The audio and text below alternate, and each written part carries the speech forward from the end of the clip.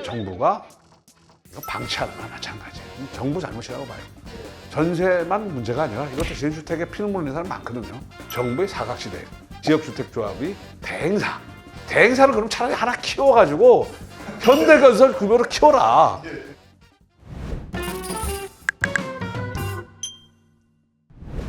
저 이제 내 집 마련을 하는 여러 가지 이제 수단들이 있는데 뭐 대표적인 게 이제 새 아파트를 살려면은 아무래도 뭐 청약 통장을 써서 청약을 하는 방법이 있는데 뭐 아시다시피 지금 뭐 너무 비쌉니다. 분양가 엄청 비싸고 청약으로 또 당첨되기도 너무 쉽지 않고 이럴 때 이제 관심 있는 게 뭐냐?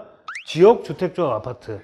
이게 상당히 반값 아파트다 해가지고 인기가 그동안 많았는데 꼭 지나가다 보면 보이실 거예요. 반값 아파트, 무주택자 특별 공급. 저런 플랜카드 많이 걸렸었죠. 예. 그다음 아파트 공동구매다. 지역주택조합 아파트 성공 사례 탐방. 유튜브도 이런 유튜브들도 있더라고요. 그러면 실제로 많이 보면 한국 서울에서도 동작구요. 동작구. 예, 이게 제가 뭐 살고 있는 곳입니다.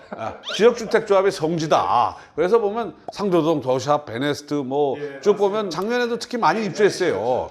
그다음 강주 아파트 공급. 이젠 지역주택조합이 대세다. 눈에 번쩍 띄잖아요. 그다음에 뭐 이게 올 2월 달인데 종작구 지역주택조합 2,002가구 승인됐다. 추진 사례 보면 반값 아파트 뭐 주택조합 많으니까 그럼 서울에도 꽤 많습니다. 꽤 많으니까 저것만 보면 할만하죠. 이렇게 생각들 하신다는 거죠. 예. 근데 또 유튜브 좀 찾아보시면 지주택은 배가망신의 지름길이다. 지역주택조합도 있습니다. 원수에게 권하다. 지역주택조합은 지역주택조합이다. 자, 우리 지역주택조합이 뭔 줄 아셔야 돼요. 일반 분양 아파트는 뭐냐면 부대, 건축비, 토지비 다 해서 시행사 이익이 들어가고 기타 비용, 토지 금융비가 들어가요. 근데 지역주택조합은 그 비용을 절감할 수 있다. 그래서 싸게 살 수 있다. 상대적으로 싸게 싸다. 그다음에 청약 독장이 필요 없다. 임대주택 건립 의무 비율이 없다. 전매 제한이 없다. 재개발 재건축보다 간소하다. 단축도 있어요. 조합 탈 때 쉽지 않아요. 그다음에 토지 매입비가 상승하거나 사업이 진행될 시 추가 부담금이 발생할 수 있어요. 사실 뭐 추가 분담금 이런 것도 뭐 재건축 재개발도 다 있으니까 근데 이게 언뜻 봐서는 참 좋아 보이긴 합니다만은 성수동에 비극이라는 게 있어요. 지금 유명한 게 있죠. 트리마제. 트리마제 아파트. 네. 대표적인 고가 아파트죠. 고가 아파트죠. 근데 그 전에 2005년에 지역주택조합이 이제 사업을 시작했어요. 2007년에 220가구를 일반 분양할 계획을 세우고 딱 조합이 했는데 토지 93%까지 거의 다 된 것 같은데 언뜻 보기에는. 근데 93%딱 스톱이 된 거예요. 그 7%를 사질 못해가지고. 예. 그래서 2014년에 조합이 부도를 맞아가지고 조합이 해산이 돼요.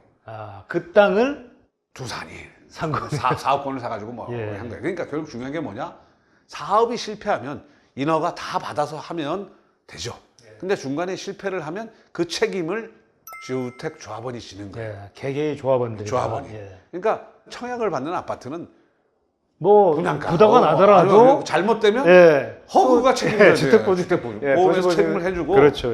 아무리 그 중간에 이제 청약을 받았어요. 공사비가 올랐어요. 뭐 오르지 않죠. 오늘 그대로 그냥 확정되는 받는 거예요. 사람. 근데 조합은 달라요. 그럼 재건축 조합도 사실은 마찬가지예요. 그래, 원수에게 추천한다. 왜냐?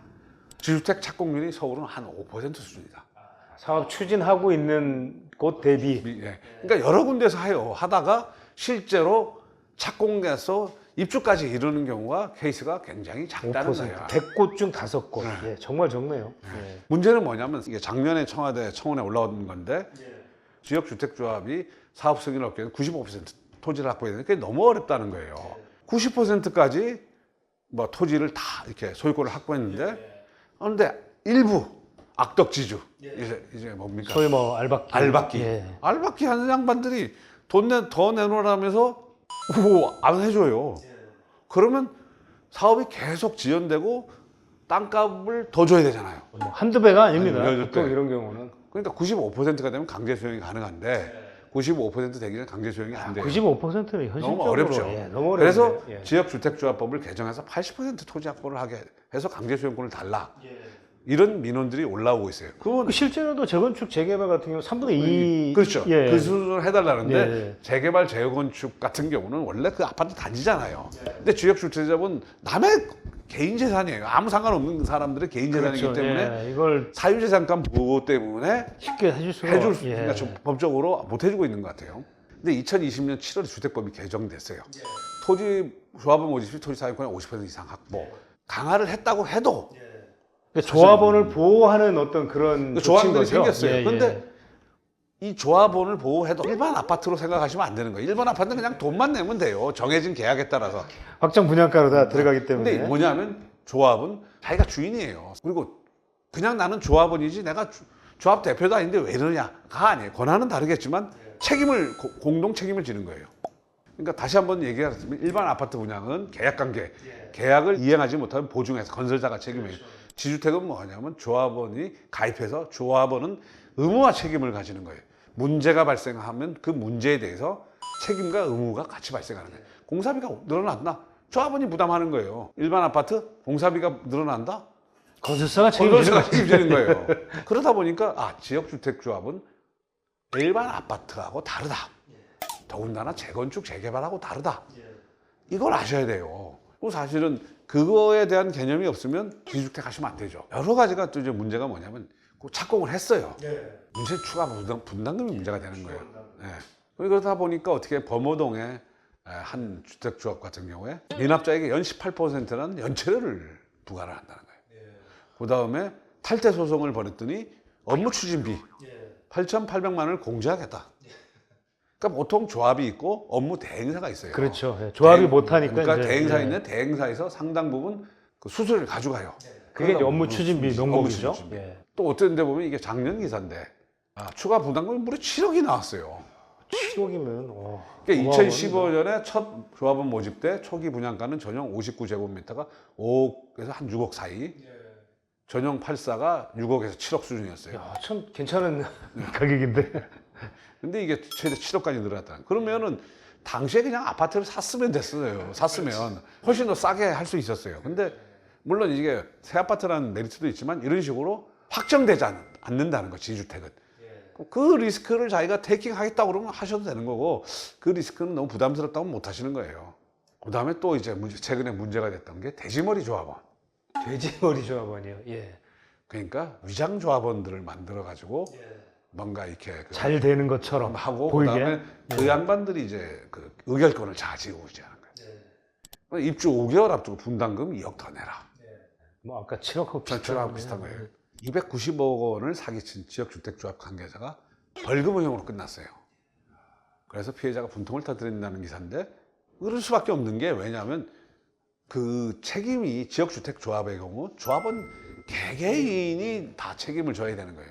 그런데 사실은 둔촌주공에서도 재건축조합도 마찬가지잖아요. 그렇죠. 조합원들이 다. 그래서 주인이니까. 사실은 둔촌주공조합도 시공사고 분쟁을 일으켜가지고 결국은 뭐 파산이 되니 많이 했는데 그 피해는 조합장이 지는 게 아니고 결국은 개개인한테 개개인이 다 돌아가는 거죠. 조합장은 사퇴하면 그만이에요. 네. 또 순천 A지역 주택조합은 100억대의 피해가 났어요.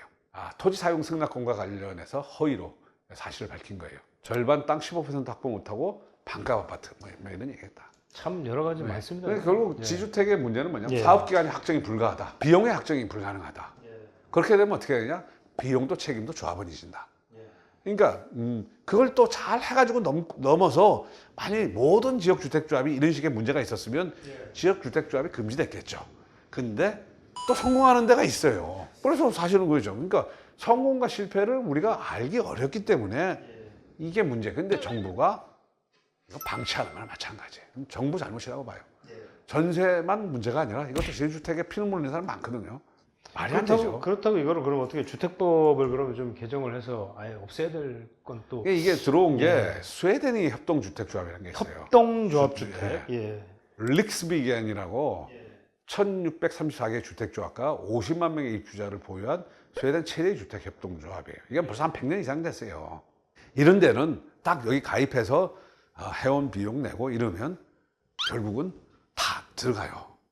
그러니까 회비를 받아서 이제 어마어마하게 많은 회비를 가지고 이제 그 돈을 가지고 이제 땅을 사고. 릭스비겐이 뭐냐면 건설사, 우리로 치면 현대건설이에요.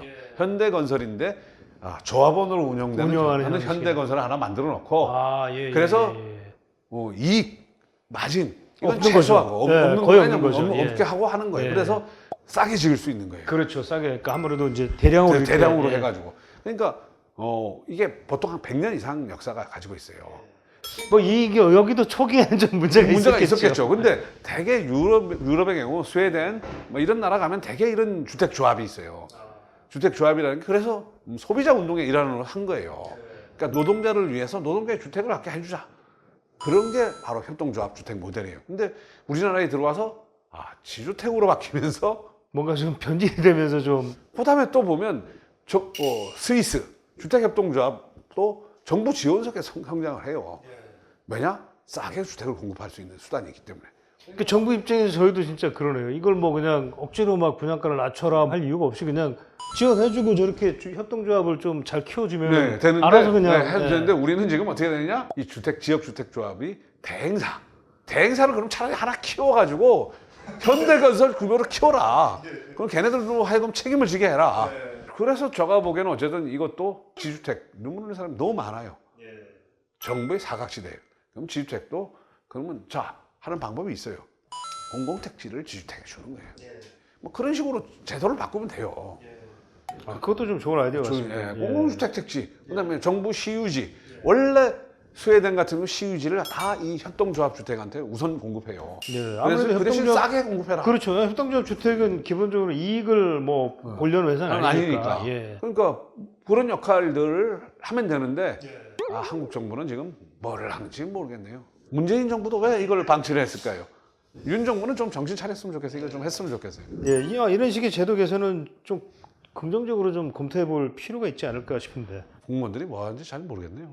제가 뭐 좀 윤석열 정부에서는 조금 더 한번 이런 좀 다양한 주택 공급의 어떻게 보면 이제 방식이니까 지금 뭐 매번 이렇게 뭐 도심에 전세만 문제 있는 거 아니에요?